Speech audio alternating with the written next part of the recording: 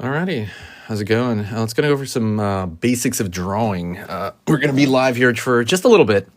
Nothing too long. A lot of it is kind of like addressing people's issues where people have been asking me a lot of questions in the comments. And a lot of it has to do with the basics of drawing, right? So I'm going to talk about that just for a little bit, not too long. But I do kind of want to address that.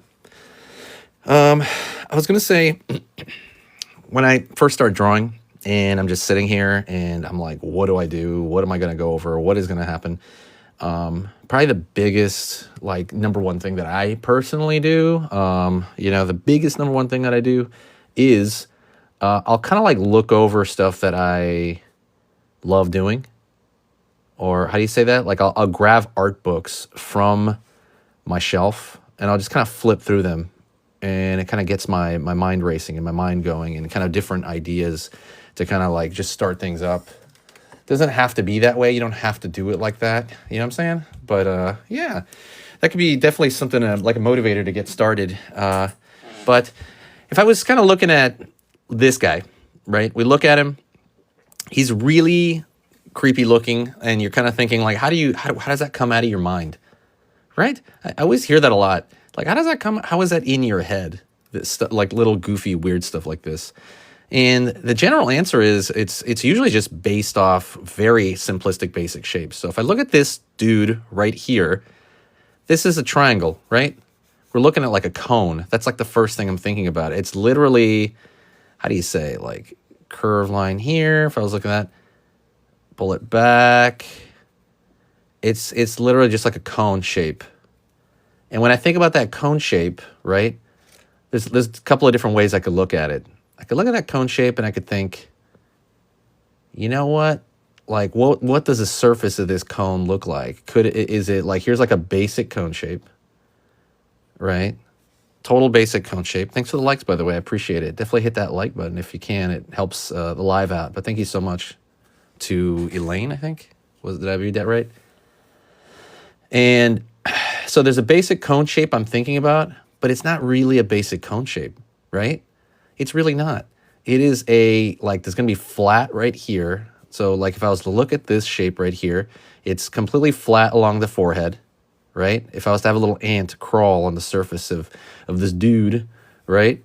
It is literally just kind of flat across the forehead, and then it kind of rolls around the corner here a little bit, right? Rolls around the corner, and then there's a little bit of a flat surface here where kind of attaches to probably some musculature over here, which is almost always going to be kind of that neck muscle. And I'll go over that another time.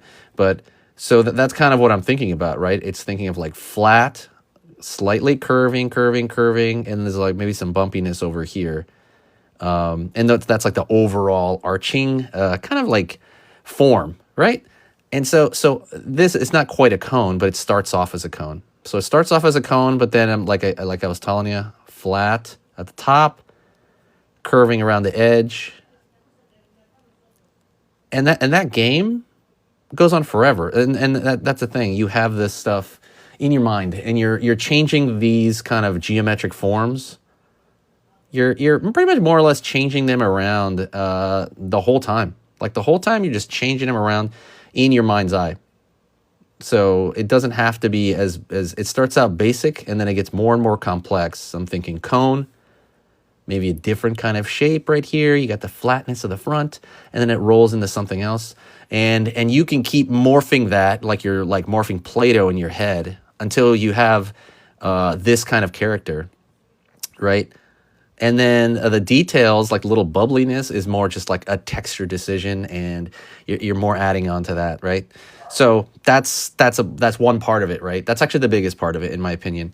Anatomy is another part of it, right? So you're adding like form, you're adding anatomy, right? So and when I look at this bird-like person, I'm not thinking of anatomy much in the face. I'll be truly honest. I'm really not. I mean, I'm thinking of like eye anatomy, if you consider that, right? Like how I draw human eyes. I'll draw a human eye like that. I'm thinking of a human eye when I draw this dude right here, or the eye. But right here, I'm thinking of anatomy right here, for sure. I'm thinking of, oh Lord, what is that called again? My brain, I just woke up, guys, sorry. What is that called? It's basically a muscle on the side of the shoulder here. Oh, man. Oh, the trapezius. So that goes in the back of your head. Trapezius goes in the back of your head, and it rolls into the shoulder here. So, yeah, that one would be kind of the proper way to do it.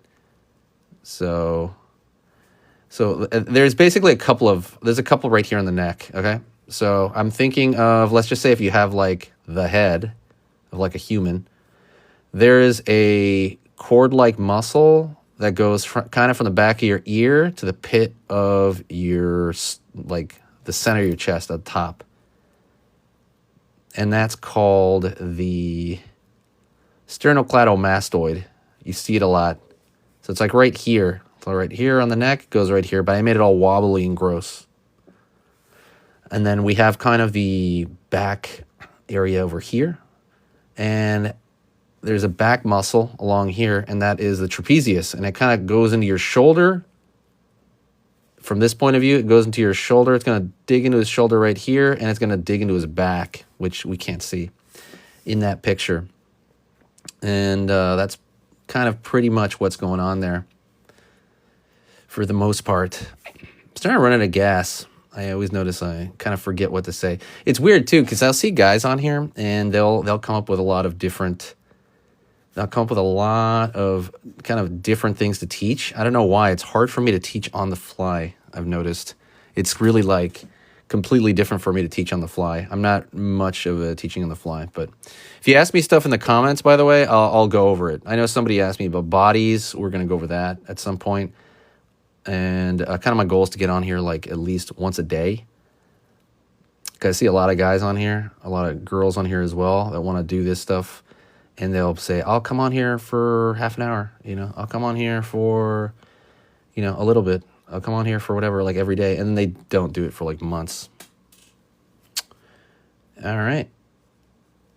Anyways, that's it. It's a short lesson. What did we go over again? We went over form, right? When I think of a crazy character like this, I think of the form right here.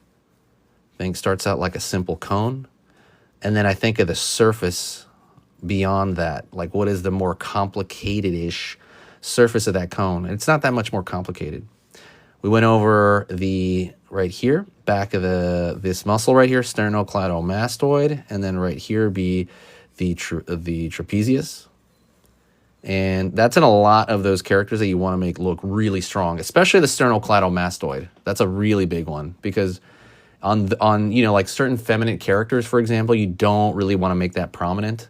That cord can look really masculine and really like, or you can make it look really gross, right? Like on this guy. So anyways, leave me some comments, say what's up, share the live if you want to, but I'm out of here. So we will talk next time. All right.